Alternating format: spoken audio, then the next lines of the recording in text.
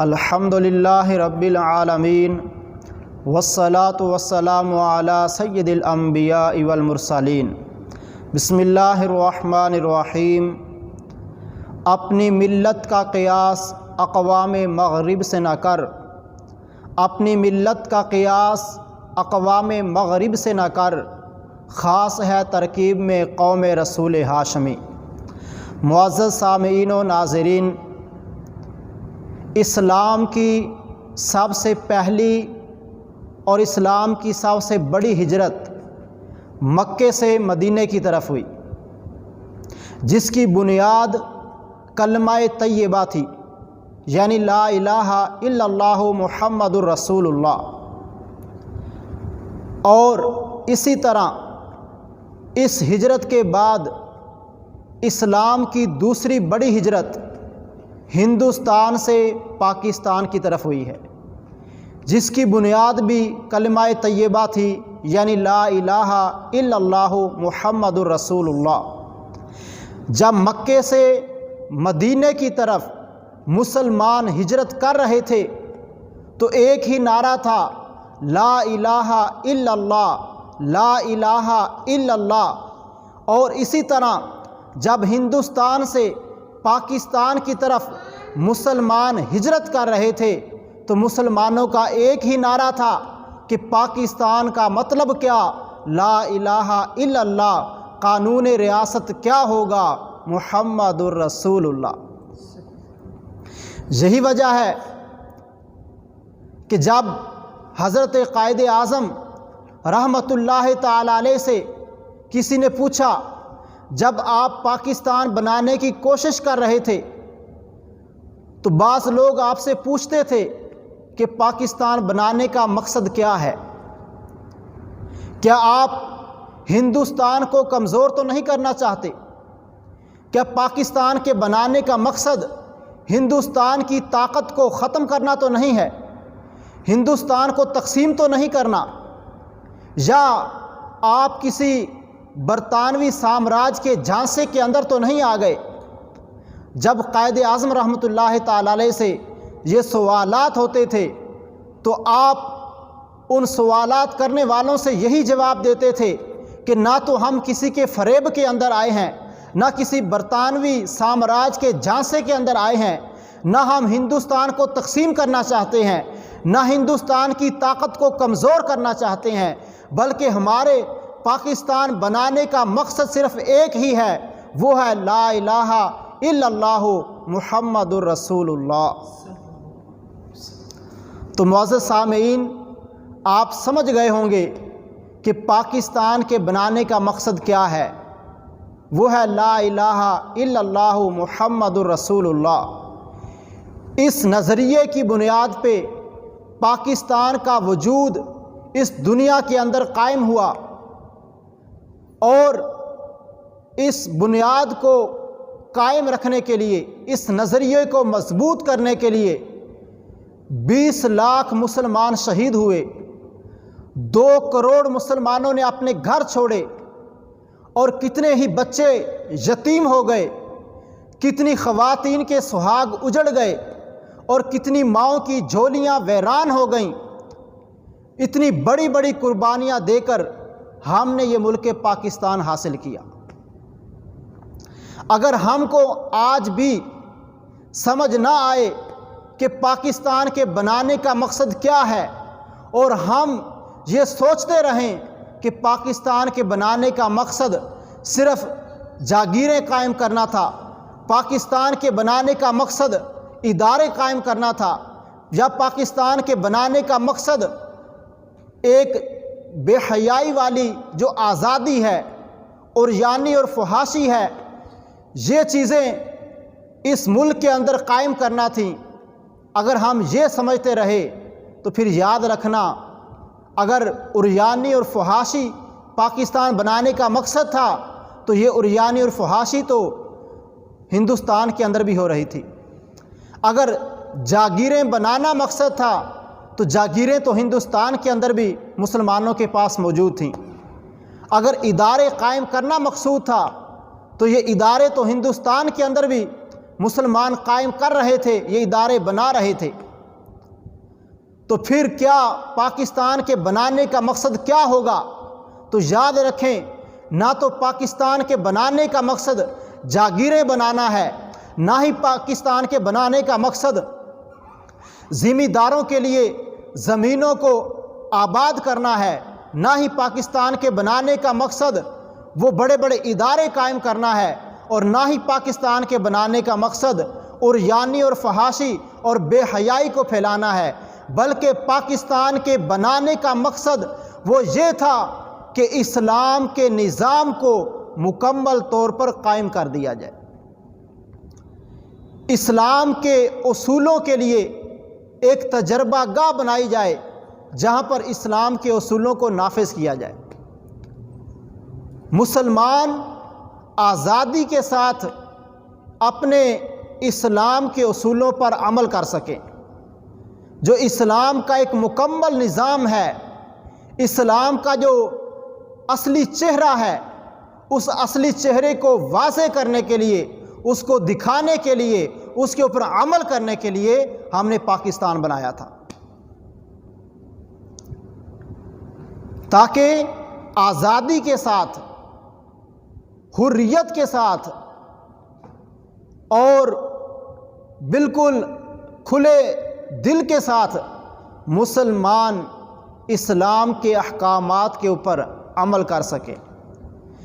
چونکہ اسلام غلامی کی زندگی پسند نہیں فرماتا، اسلام مسلمانوں کے لیے آزادی کی زندگی پسند فرماتا ہے کہ ایک عام مسلمان بھی ایک حکمران کے دربار کے اندر کھڑا ہو کر اپنے معافی ضمیر کو بیان کر سکے، جو اس کے زندگی کا مقصد ہے وہ ایک حکمران کے سامنے بیان کر سکے، ایک عام انسان بھی ایک بادشاہ کے سامنے کھڑے ہو کر جو اپنا مقصود ہے، اپنی حاجت ہے، وہ اس کے سامنے پیش کر سکے،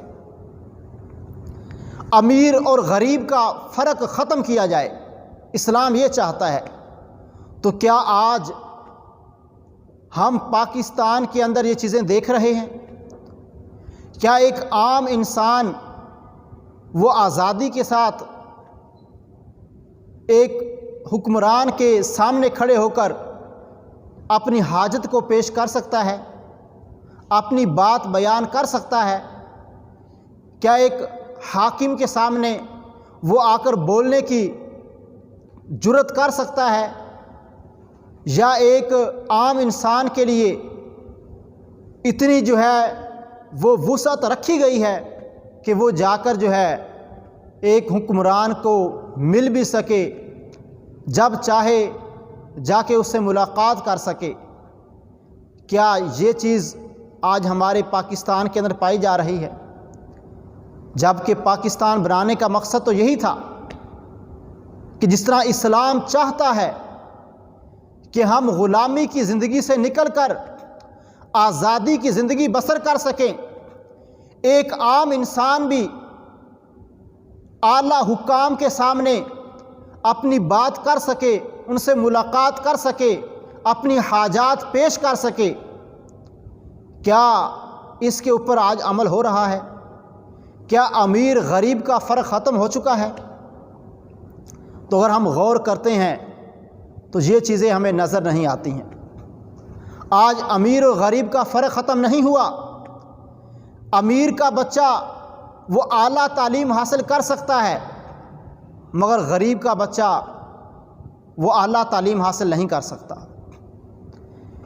ایک امیر انسان وہ اپنا بہترین علاج مہنگی جگہ پہ جا کر، مہنگے ہسپتالوں میں جا کر اپنا علاج کروا سکتا ہے، لیکن ایک غریب انسان، ایک غریب جو مریض ہے، بیمار ہے، وہ اپنا علاج اس انداز میں نہیں کروا سکتا۔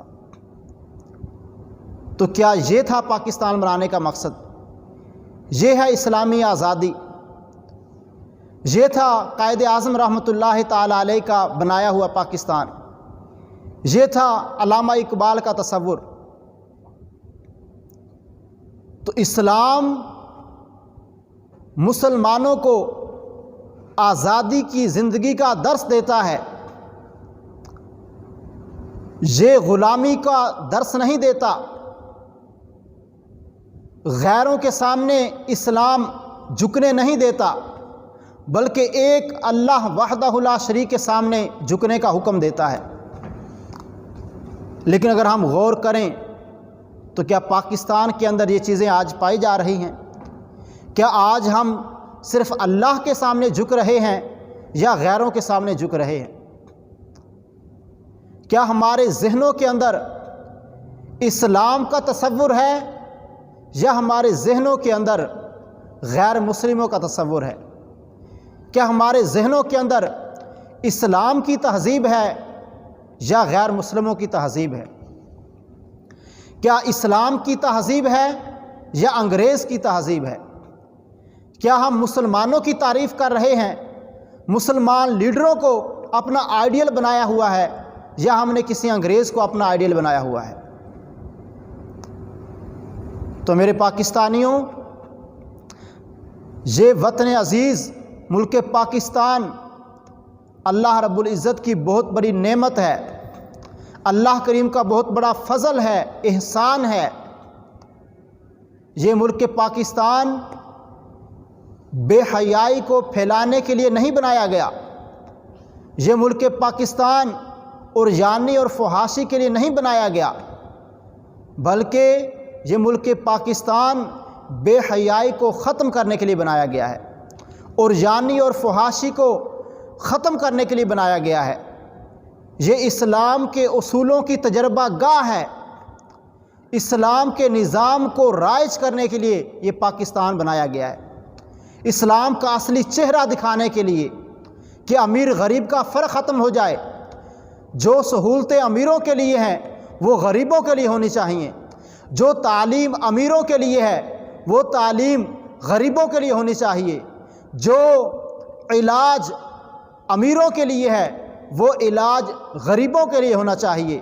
مساوات کا درس دینے کے لیے یہ ملک پاکستان بنایا گیا ہے، مساوات کو قائم کرنے کے لیے، چونکہ ہمارا اسلام بھی مساوات کا درس دیتا ہے، برابری کا درس دیتا ہے، انصاف کا درس دیتا ہے۔ انصاف کو قائم کرنے کے لیے، عدل کو قائم کرنے کے لیے یہ ملک پاکستان بنایا گیا تھا۔ کیا آج ہر چھوٹے بڑے کو انصاف مل رہا ہے؟ آج تو جس کے پاس چند پیسے ہیں وہ جیسے چاہے عدالتوں کے اندر گھومتا پھرے، کچہریوں کے اندر گھومتا پھرے، وہ جیلوں کے اندر، تھانوں کے اندر جس کے پاس چار پیسے ہیں وہ جا کر اپنی من کی باتیں جو اس کا دل چاہتا ہے وہ منواتا پھرے۔ لیکن جس کے پاس آج پیسے نہیں ہیں، غریب ہے، نہ تو وہ عدالتوں کے اندر جانے کے قابل ہے، نہ وہ کسی وکیل کے پاس جانے کے قابل ہے، نہ وہ تھانوں کچہریوں کے اندر جانے کے قابل ہے، اس کی بات نہیں سنی جاتی۔ کیا یہ پاکستان بنانے کا مقصد تھا؟ کیا یہ ہے اسلام کا دیا ہوا درس؟ کیا اسلام ایسی مساوات چاہتا ہے؟ کیا اسلام ایسا عدل و انصاف چاہتا ہے؟ اسلام تو امیر و غریب کا فرق ختم کرنا چاہتا ہے، اسلام تو ہر انسان کو عدل و انصاف دینا چاہتا ہے، مساوات دینا چاہتا ہے۔ تو پاکستان تو اس لیے بنایا گیا تھا۔ اور اسی طرح میرے معزز سامعین، پاکستان بے حیائی پھیلانے کے لیے نہیں بنایا گیا۔ آج کتنے مسلمان ہیں اور مسلمانوں کی بچیاں ہیں جو بے پردہ ہو کر، سروں سے دوپٹے اتار کر وہ آج پاکستان کا نام لے رہی ہیں، وہ آزادی کا نام لے رہی ہیں۔ کیا بے پردگی کر کے، بے پردگی کا مظاہرہ کر کے، بے حیائی کو پھیلا کر اس کو ہم کہیں گے کہ ہم نے پاکستان کا نام روشن کیا ہے؟ عریانی اور فحاشی کو پھیلا کر پھر ہم کہیں گے کہ ہم نے آزادی حاصل کی ہے؟ کیا بے حیائی کا نام آزادی ہے؟ تو میرے معزز سامعین، برائیوں کا نام آزادی نہیں ہے، بے حیائی کا نام آزادی نہیں ہے۔ اسلام کے اصولوں کو پس پشت ڈال دینے کا نام آزادی نہیں، اسلام کے احکامات کی خلاف ورزی کرنے کا نام آزادی نہیں ہے، بلکہ مکمل طور پر اسلام کو اپنے اوپر نافذ کر لینے کا نام آزادی ہے۔ اسلام کے تمام قوانین کو اپنا لینا، ان کے اوپر عمل کر لینا، اسلام کے اصولوں کو اپنی زندگی کے اوپر جو ہے نافذ کر لینا، اس چیز کا نام آزادی ہے، کیونکہ اسلام ہی بندے کو آزادی سکھاتا ہے۔ جو مسلمان نہیں ہے وہ آزاد نہیں ہے، وہ غلامی کی زندگی بسر کر رہا ہے۔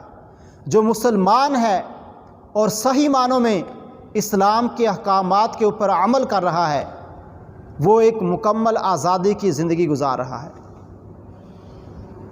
تو اس لیے حضرت اقبال نے کہا تھا کہ اپنی ملت کا قیاس اقوام مغرب سے نہ کر، اپنی ملت کا قیاس اقوام مغرب سے نہ کر، خاص ہے ترقیب میں قوم رسول ہاشمی۔